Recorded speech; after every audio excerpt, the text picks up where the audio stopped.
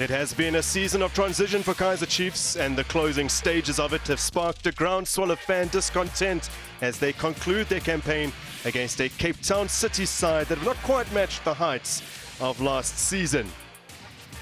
So it is a crisp but sunny autumn day in Johannesburg as we bid you a very warm welcome from the FNB Stadium for the final day of the 2022-23 DStv Premiership season.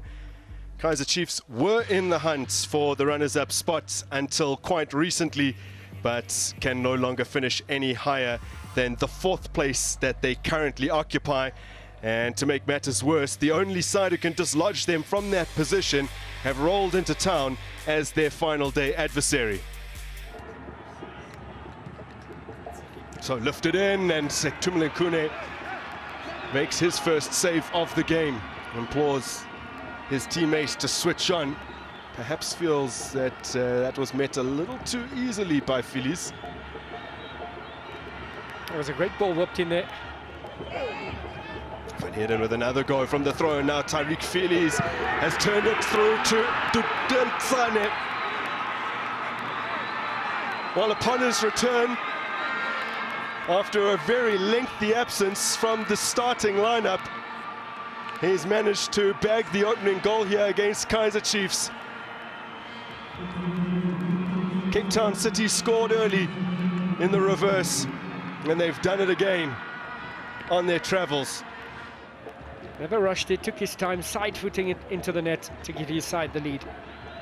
Here's Ashley Dupree for Chiefs, and Mart, who lines it up from range. He hits it with his left, but it's near enough Darren Keats that he's able to gather that quite comfortably. Yeah, good hold-up play here from Ashley Dupree, twisting and turning, looking for space. And Mark, we've seen him do this before from range on this very field. And he's no stranger, or no surprise, so having a shot at goal. Packs a punch there with the weaker foot, still made Darren Keat work. Funnily enough, Cape Town City have had a lot of trouble away to Gauteng sides over recent seasons. They have won only 2 of their last 20 matches away to Gauteng teams, but both of those victories were against Kaizer Chiefs in April last year and in April of the year before that, in 2021. Oh, that was nasty, ugly. That's not what you want to see. Oh. Now, how much of that was spotted by Thabang Motlong? And indeed, Tyreek Phillies will walk, which I think both of us up here in commentary believe is the right decision. If they counter-attack there, they definitely have the speed to do so in Gonzalez. Yes, Sitebe, Solomons, Mark van Heerden with the defensive intervention. Falls to the edge of the area. It's crisply struck by Samkelo Zwane. That's one attribute of his game. He strikes the ball very cleanly, but he is yet to score. He's come close a few times this season. He'll get there eventually, Grant. He's just lingering at the edge of the box. He's Zwane as it falls to him. This places his pass. Kune is hanging around the center circle. They waste no time in getting it upfield once again. Mashiane. Shabalala, he's onside, despite some muted appeals. Now, Sitebe. Zwane. Still won't happen for him. Shabalala finding space here down the left-hand side once again. Sitebe. It's not getting clean. Zwane with the first touch and put off by Kipiro, I think it was. Frosler, and that sums up the game and probably sums up this season. It's been an underwhelming campaign, and it ends in a whimper for Kaizer Chiefs. Cape Town City will claim 4th. They will get a home quarter-final in the MTN 8 against Amakosi next season. They'll write this season off as yet another disappointment, and they go down on the final day at home. Chiefs have lost to Cape Town City, who move above them on the log. Definitely not the result you wanted, not the season that you had wanted as well. So what happens now?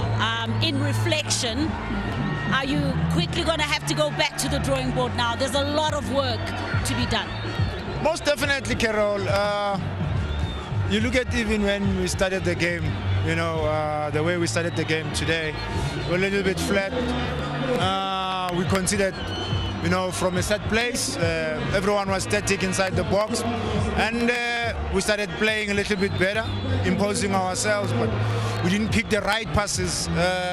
Also, you know, get into the final third entry, you know, with that aggression.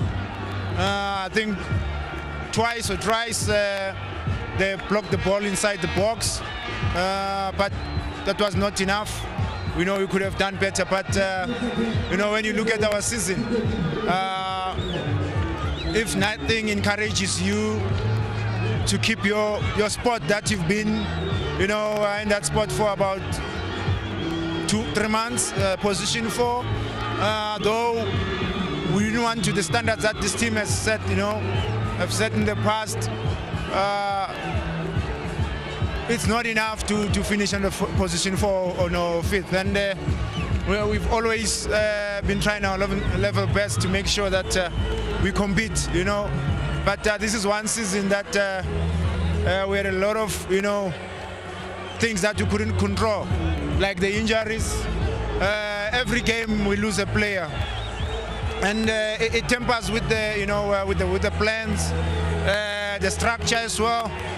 And now you are forced to, you know, change a little bit, tweak it here and there, and you're still now looking for the right, you know, right passes inside the box, lose the ball cheaply here and there, and yeah, it wasn't a good season, but I cannot fault the boys as well. They tried their level best, you know, all the players, they gave their best, and you must have seen the last game that we actually, the cup game, they gave their all in that cup game, thinking that, you know, if they go to the final, they'll have something to, you know, to smile about in this season and something to play for.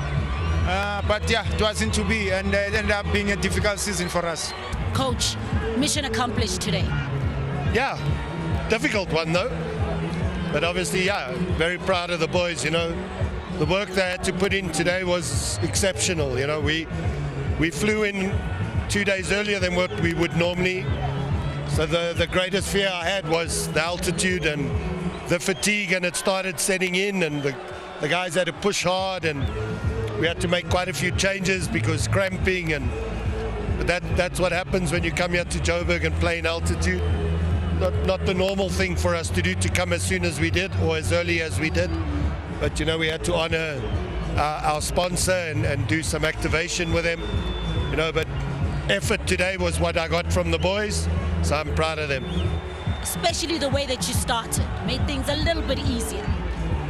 I thought we should have punished them in the first 20 minutes. The chances we had, I think we could have easily come in at halftime 3-0 up, you know, but obviously the red card changes everything, you know, and that put us under a lot of pressure, and the guys had to work extremely hard.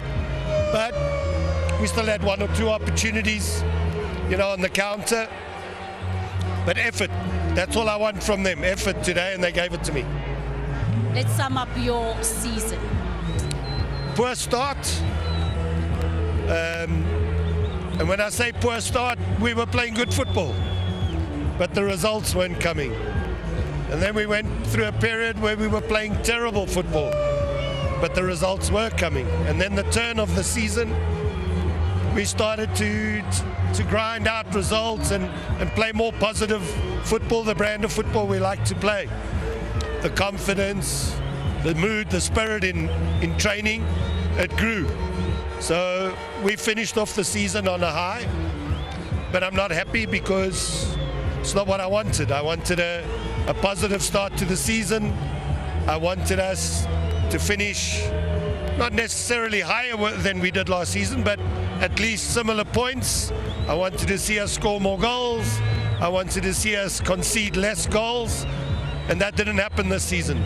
So there's a lot to work on, obviously, in the off-season, and then pre-season, extremely important that we look to improve for next year.